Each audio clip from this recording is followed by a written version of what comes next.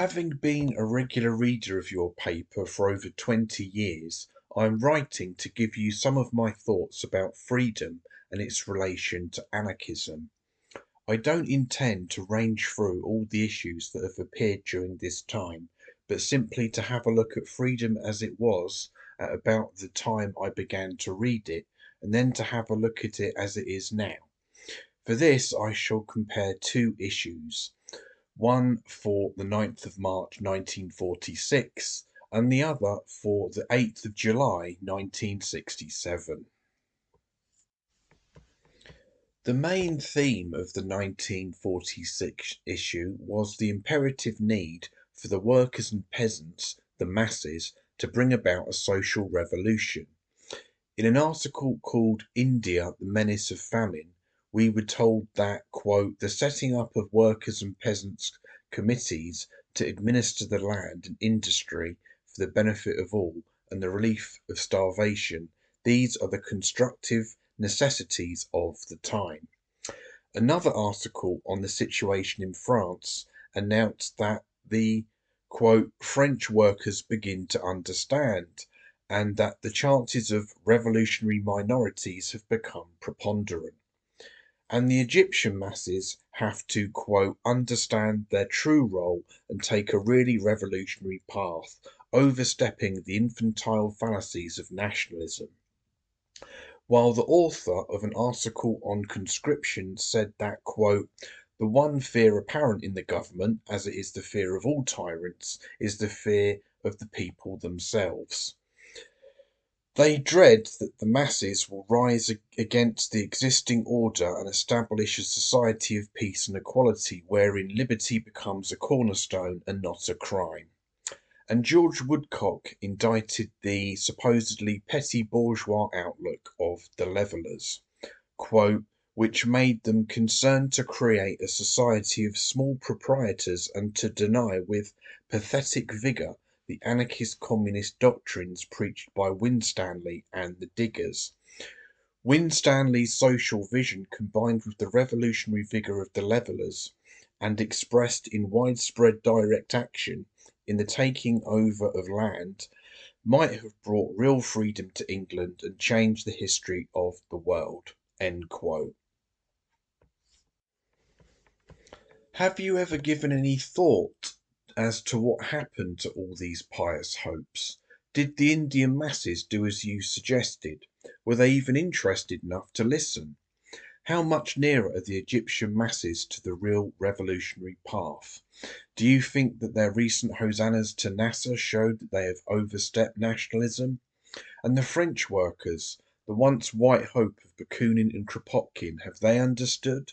Is de Gaulle trembling in his shoes at the impending rising of, quote, the people themselves who will establish a society of peace and equality?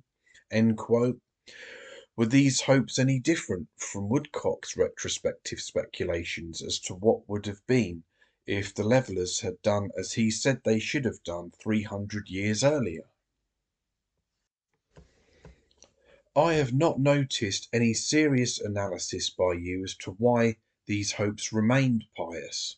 No doubt in the heady, disillusioned atmosphere just after the Second World War they were understandable. I know, I shared them. But over 20 years have passed and they are littered with the ruins of shattered hopes and exploded wishes. Yet even in those days a dissident voice was heard disturbing the euphoria of the approaching revolution. A reader wrote, quote, strikes, syndicalism and class war mean little in themselves. Class war is a fact, but has, in my view, little direct connection with anarchism, which knows no classes and certainly is not, either historically or actually, very representative of working class aspirations. End quote. But you took little notice of such an argument then, and seem to have forgotten it altogether now if your back page is any guide, nor indeed the front page of the 8th of July issue for this year.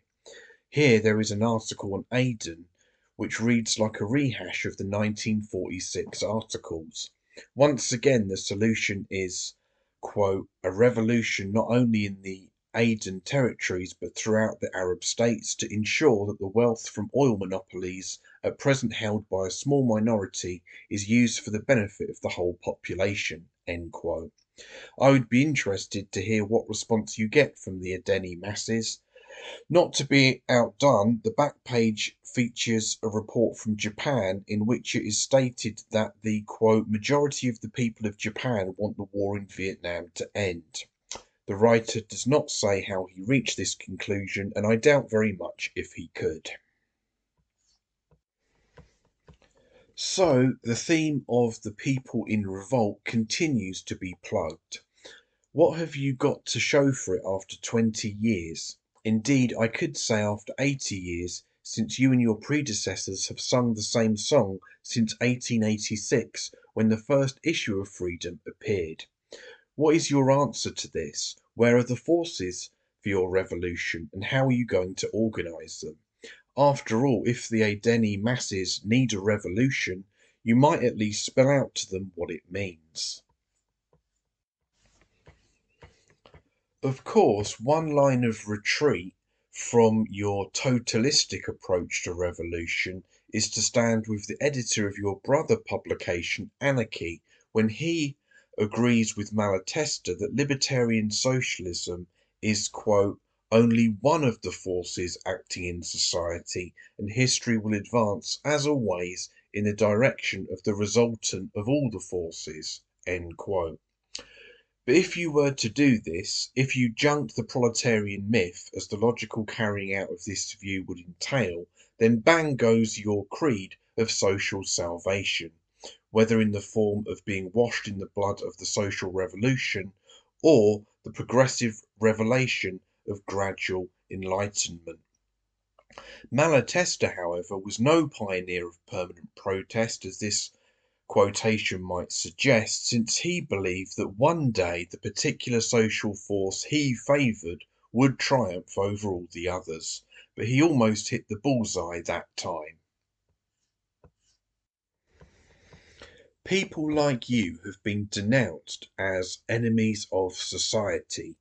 No doubt you would indignantly deny being such and claim that you were trying to save society from the vampire of the state. You delude yourselves. Insofar as so-called society means an organised collectivity having one basic norm of behaviour that must be accepted by all, and that includes your libertarian communist utopia, and insofar as the norm is a product of the average, the crowd, the mediocre, then anarchists are always enemies of society.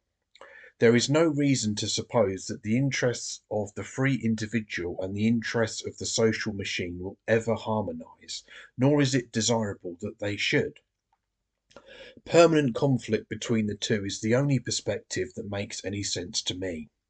But I expect that you will not see this, that you will continue to hope that if you repeat the free society is possible enough times, then it will become so. One day, however, some of you may grasp that the world does not go the way you think it should.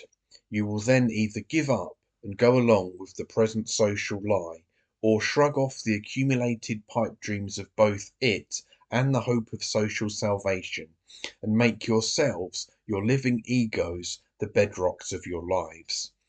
An anarchist is someone who acknowledges no authority, not even that of anarchy. Maybe he cannot deny or destroy the existence of archism, but he can refuse to be its creature. He can be his own, belonging to neither God nor man, neither society nor the state. This, at least, I have learnt during these 20 years.